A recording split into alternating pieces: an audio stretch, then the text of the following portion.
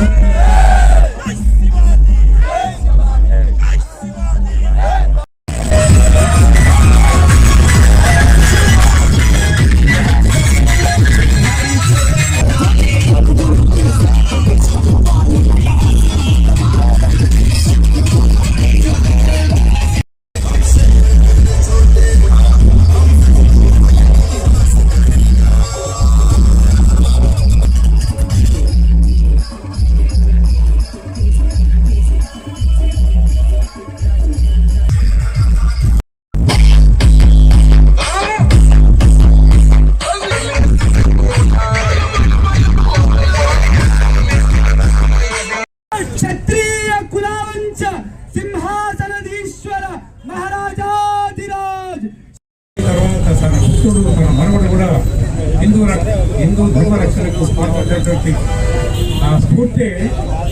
స్ఫూర్తితోనే మనమంతా కూడా ఇప్పటికీ హిందూ ధర్మాన్ని రక్షించుకోవాల్సినటువంటి అవసరం ఉంది.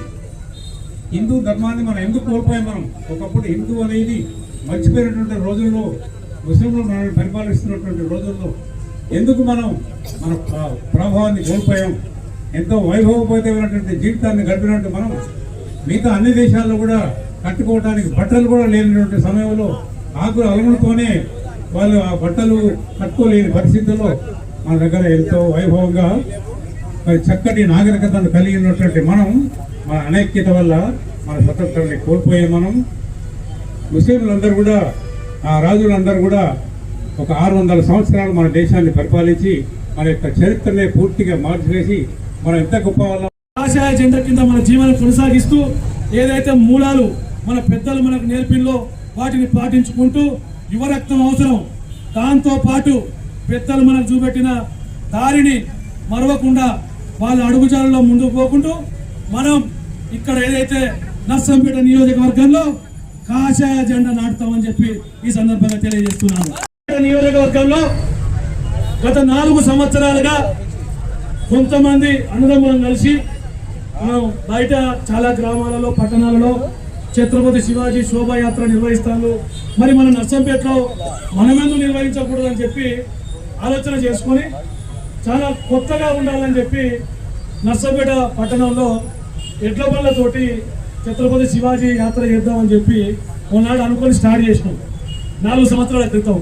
మరి ఈనాడు ఛత్రపతి శివాజీ గారి 396వ జయంతి సందర్భంగా ఈ కార్యక్రమానికి ముఖ్య అతిథులుగా విచ్చేసినా కూడా ఏకం కావాలి.